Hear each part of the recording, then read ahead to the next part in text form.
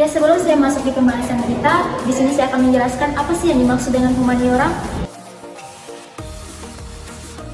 Jadi humaniora ini atau ilmu budaya merupakan ilmu-ilmu untuk memajukan manusia sehingga mencapai kemanusiaannya yang sesungguhnya. Ya, selanjutnya kita masuk ke pembahasan kita yang pertama. Ya, seperti yang tadi saya sudah jelaskan, humaniora atau ilmu budaya merupakan ilmu-ilmu untuk memajukan manusia sehingga manusia mencapai kemanusiaannya yang sesungguhnya. Pada hakikatnya, humaniora adalah ilmu-ilmu yang bersentuhan dengan nilai-nilai kemanusiaan yang mencakup studi agama, filsafat, seni, sejarah, dan ilmu-ilmu bahasa. Ya, selanjutnya kita bahas pembahasan kita yang pertama, yaitu manfaat mempelajari kajian humaniora. Adapun beberapa manfaat dalam mempelajari kajian humaniora, yang pertama yaitu meningkatkan kecerdasan emosional, yang dimana dapat mengasah kecerdasan emosi dan kehalusan budi pekerti seseorang. Kita belajar berempati, merasakan sudut pandang orang lain, dan memahami keberagaman manusia. Yang kedua yaitu memperkaya wawasan kehidupan, yang dimana kita bisa memahami keberagaman budaya, agama, adat istiadat, dan perspektif dari berbagai bangsa dan zaman. Wawasan ini untuk bersikap terbuka, berempati, dan menghargai perbedaan sebagai bagian dari kekayaan kemanusiaan. Yang ketiga yaitu mengasah kecerdasan intelektual, yang dimana melatih kecerdasan intelektual membuat kita lebih bijaksana dalam mengambil keputusan dan menyelesaikan masalah. Yang keempat yaitu meningkatkan keterampilan komunikasi.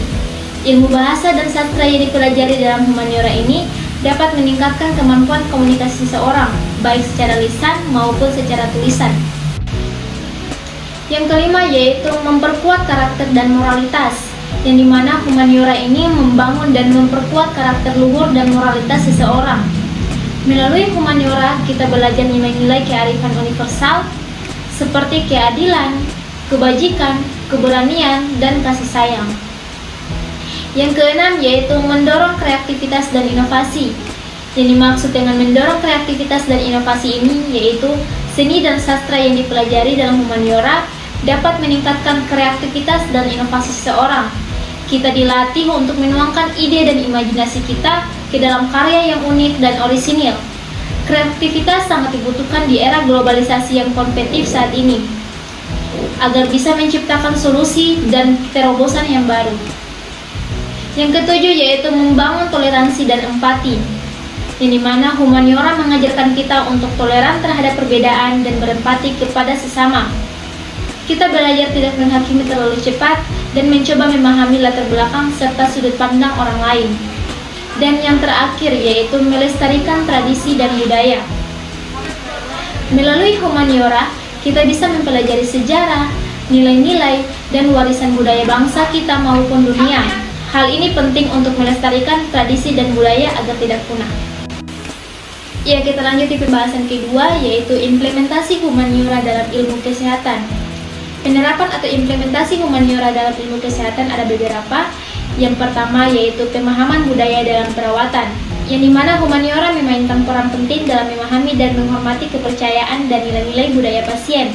Misalnya, memahami perbedaan persepsi tentang penyakit dan kesehatan antara budaya dapat mempengaruhi pendekatan dalam memberikan perawatan yang sensitif secara budaya. Yang kedua yaitu studi naratif pasien, yang dimana penerapan humaniora memungkinkan para profesional kesehatan untuk mendengarkan dan memahami cerita hidup pasien yang dapat membantu dalam menentukan perawatan yang sesuai dengan nilai-nilai dan preferensi pasien. Yang ketiga yaitu seni dan terapi seni dalam rehabilitasi, yang dimana penggunaan seni sebagai alat terapeutik dalam rehabilitasi fisik dan mental, seperti seni lukis, musikoterapi, atau dramaterapi, dapat membantu pasien dalam proses penyembuhan dan meningkatkan kualitas hidup mereka. Yang keempat yaitu pendidikan kesehatan masyarakat, yang dimana humaniora ini dapat digunakan untuk mengembangkan pendekatan pendidikan kesehatan kepada masyarakat yang mempertimbangkan faktor-faktor sosial, budaya, dan ekonomi dalam mempromosikan perubahan perilaku yang positif terkait dengan kesehatan. Implementasi humaniora dalam kebidanan. Seorang bidan sebagai penanganan masalah kesehatan pada masyarakat memerlukan aturan humaniora dalam menjalankan profesinya. Bidan menangani kehamilan, persalinan, dan nifas. yang mencakup setengah dari masa kehidupan manusia. Penerapan ilmu humaniora membantu bidan berperilaku manusiawi dan memahami norma-norma yang benar. Adapun beberapa ilmu humaniora dalam memberikan pelayanan kebidanan. Yang pertama yaitu pemberian asuhan kebidanan. Dalam memberikan pelayanan kepada klien, bidan harusnya memenuhi kode etik dan sumpah profesi yang telah dilakukan sebelum terjun menjadi bidan. Yang diantaranya yaitu kewajiban bidan terhadap klien dan masyarakat terdapat 6 butir. Yang kedua, kewajiban bidan terhadap tugasnya terdapat 3 butir. Yang ketiga, kewajiban bidan terhadap sejawat dan tenaga kerja ada 2 butir. Dan yang keempat, kewajiban bidan terhadap profesinya ada 3 butir. Yang kelima, kewajiban bidan terhadap diri sendiri ada 2 butir. Dan kewajiban bidan terhadap pemerintah, nusa bangsa, dan tanah air ada 2 butir.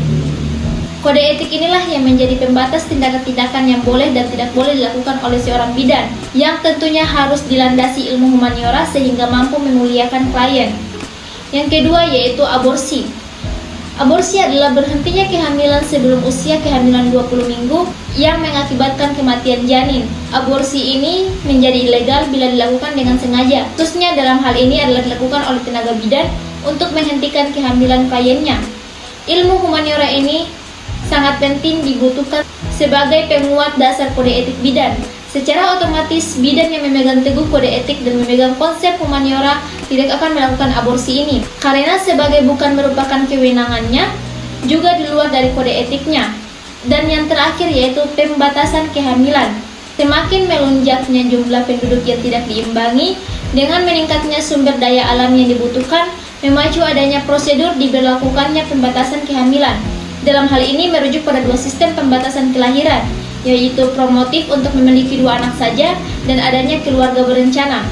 Sebenarnya KB atau keluarga berencana ini dapat memicu kontrak terkait pelanggaran hak manusia dalam meneruskan keturunan. Namun, setelah dikaji secara mendalam, hal ini tidaklah melanggar peri kemanusiaan yang tentunya juga disandingkan dengan alasan-alasan yang logis. Sehingga diperlukan bidan profesional yang mampu memahami penerapan ilmu humaniora dalam melaksanakan tugasnya. Ya, itulah materi yang saya bawakan hari ini. Semoga materi yang saya bawakan hari ini dapat bermanfaat bagi kita semua. Bye!